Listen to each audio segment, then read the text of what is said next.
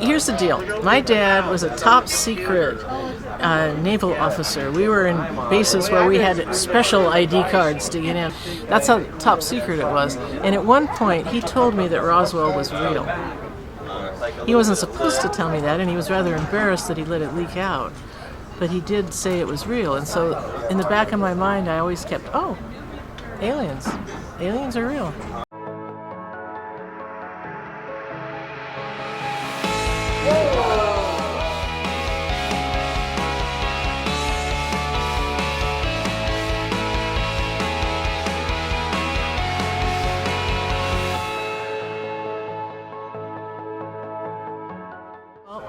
When I was trying to figure out how to do this, I'm an artist, I make things in clay, I'm in galleries and stuff. Okay, so I had a piece of clay and I was just, messing around with it, and I'm going, gosh, how in the world am I going to, what am I going to make to sell at a UFO festival? And I looked down and I'd made one of these guys, a little ceramic alien head.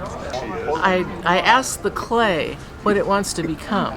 Is there an alien in there? That Michelangelo said all he did was take the stuff away from the statue that was hiding inside the marble. I'm looking at the clay and I go, what should I do? So I start to see where the eye ought to go, how the head should be shaped, if it should have a neck or no neck.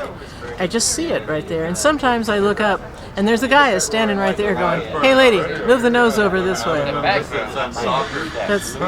That's how I do it, with the little ones and the big ones. This starts off as a piece of clay about that big, and I'm just going like this, and like that, and then, oh yeah, the eye goes right there, and that guy goes right there. Here's the deal. My dad was a top secret naval officer. We were in bases where we had special ID cards to get in. That's how top secret it was. And at one point, he told me that Roswell was real. He wasn't supposed to tell me that, and he was rather embarrassed that he let it leak out. But he did say it was real. And so in the back of my mind, I always kept, oh, aliens. Aliens are real. And I didn't think about it too much until one day one materialized next to me in the car. I'm driving down the freeway. It's raining. I'm like 20 years old. I merged into the fast lane. I'm surrounded by big rig trucks. It's raining, it's slippery, and we're all doing 70 miles an hour, and there's nothing I can do about it. I'm scared to death. Just absolutely scared to death. That was probably the first time in my life that I was really, really frightened. And right in the middle of all this, poof, there's a guy sitting next to me in the car. And he was glowing. Beautiful rainbow colors. We call them now light beings, but at that time there wasn't a name for him. And there he was. I say he, I don't know, it was a she or it, it's a thing, glowing. And it just calmed me down and said, everything's going to be fine, you're going to make it through, we're watching you, things are great, don't worry about it, you'll learn more about this later. And poof, he's gone. And the traffic thinned out. And I go, oh, that's kind of weird. And I sort of, being 20 years old, it sort of just folded into my memory. I mean, who are you going to tell, And I didn't know anybody that would understand, oh, there's a big, bright, glowing thing next to me in the car.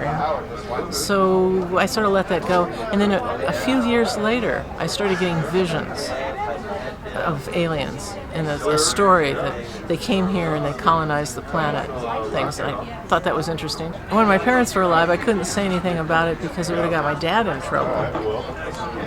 And we didn't know what he did anyway. He never told us anything.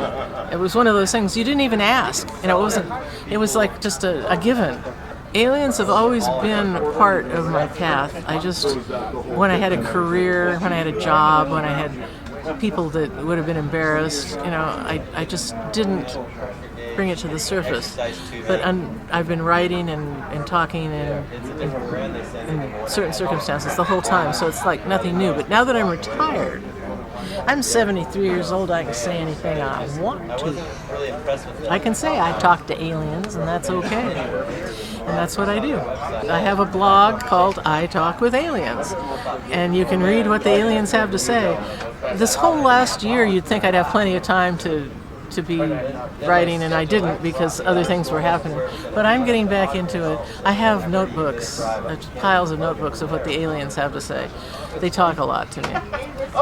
It's mostly about how horrible humans are and how stupid we are and how we should you know, how many times do we have to mention global warming before somebody does something about it? You know, that kind of thing. They point out stuff. But it's more like being on one of those telephone lines where a whole bunch of people had the same line.